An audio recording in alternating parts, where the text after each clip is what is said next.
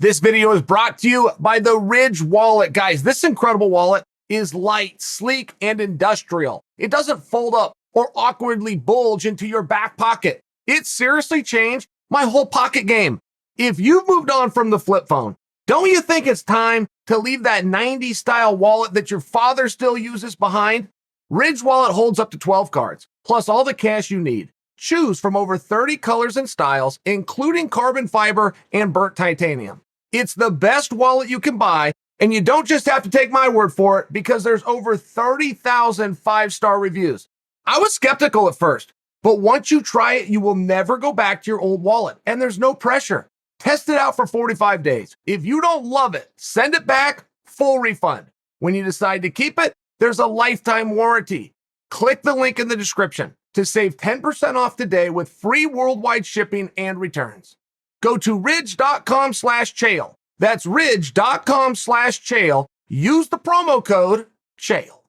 This is generally the time when Uncle Chael would come and talk to the biggest audience in MMA, and I would give a guy, Korean Zombie in this case, his due. I would shine his wheels up. I would say that Chael curse is real. I thought Dan was going to beat you. Talk about how he pushed the pace. Talk about how he went 5 rounds. All I can think of on that fight was that he called out Max Holloway, who's hurt. There's not a whole lot of rules in fighting, including with the marketing to a fight. You don't call out a guy who's hurt. You don't kick a guy when he's down. You don't call for a fight with a guy who retired. These are misses. And they're tremendous.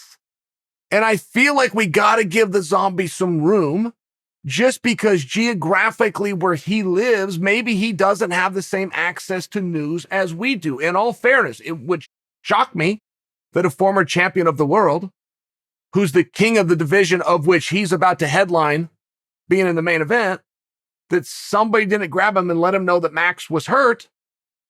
I mean, it comes back to that old adage, be careful what you ask for because you just might get it. What if they go, great, Max is yours whenever Max returns, which right now could be May of 2025. I mean, right? You see what I'm saying? How would he not know? He doesn't know that a guy is hurt that's in his own division. If you show stupidity, you are going to lose respect across the board. It's not a whole lot different than calling for fights that you can't get. It doesn't matter if you're the A side or the B side. Does not matter if you're a big star. If you call for a fight repeatedly and you don't get that fight repeatedly, you look as though you have no power. And guys with no power don't sell out arenas.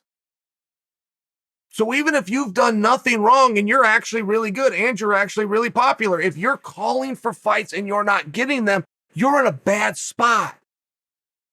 It's way different if you want to fight somebody and you just can't make those deals behind the scenes. Your people can't call their people. You can't DM one another and just hope that the person's trustworthy and doesn't screenshot it and send it out. You got to be really careful calling for shots that you can't get no matter how good you are, because you will look like a fool. I love the whole thing around Deontay Wilder. I'm not a huge Deontay Wilder fan. I mean, in fairness, in the worlds of excuses, he lost to Tyson Fury, according to him, because he wore a garment, a costume, to the ring that was so heavy that by the time he got to the ring, his legs were shot. I've never heard of an excuse quite that bizarre, and he might be telling the truth. That might be exactly what happened. He is dead set on fighting Fury again. He is not flinching. He's going to beat him. He's not going to wear the costume. I mean, the whole thing is baffling in the very beginning. How did you even have a costume that you never tried on before? How do you know it fit? Like, there must have been a try-on process, right?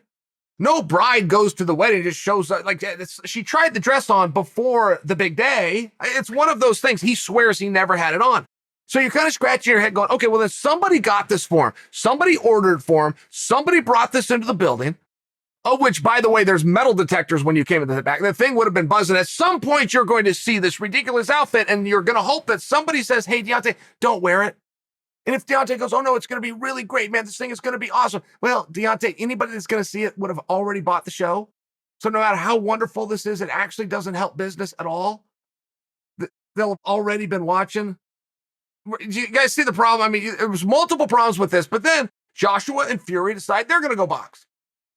Now, these two guys are acting like little babies over it. And I was so happy. I was so happy to see this spilled milk get spilled right on Tyson Fury and Anthony Joshua because they deserved it. The media is telling us that they're this close to agreeing on a venue. What does it matter where Tyson Fury wants to fight? Why does Anthony Joshua get a say in where the fight is? That is ridiculous. And the mere fact that the sport of boxing works that way, to watch them have the rug pulled out on, the rug should have been pulled out. There should never have been all those questions asked. There's a book written, it's called The Paradox of Why. But one thing that no human being wants to deal with is the most powerful word in the world, and that word is why.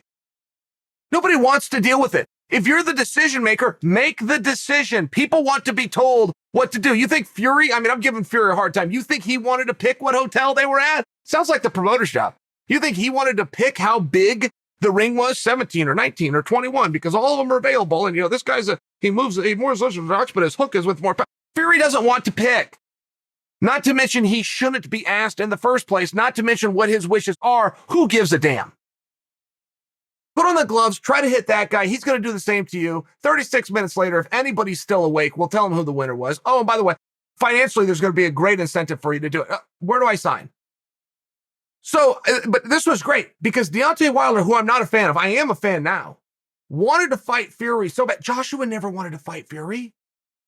Joshua never wanted that fight. He's ducked that fight. He doesn't want to fight him now. Wilder really does. And Wilder even took him to court. And Wilder says, I have a clause in this contract which says you offer me a rematch before that guy, meaning Fury, gets to do anything else, and he did not offer it to me. So offer it. So Bob Arum tried to get cutesy with it, booked a venue that day. As soon as he lost an arbitration, Bob, the first venue he could get, assuming that Deontay would go, come on, man, that's not enough time to prepare for somebody like Tyson Fury. Wilder did not say that. Wilder says, send it over. I'll sign the contract. I'll see you all in 4 weeks. I'm going to beat his ass. Now, that's between Tyson Fury and Deontay. There was nothing that I've seen from Deontay Wilder that makes me believe that he could beat Tyson Fury, but that's between them. Who am I to say? I could tell you all about what happened when they fought. Who am I to possibly say what's going to happen next time they fight? That's between them. And I will acknowledge Fury's got no problem being there. You all have to acknowledge that Deontay wants to be there. And whether you like it or not, your boy Joshua couldn't be happier that he doesn't have to be there.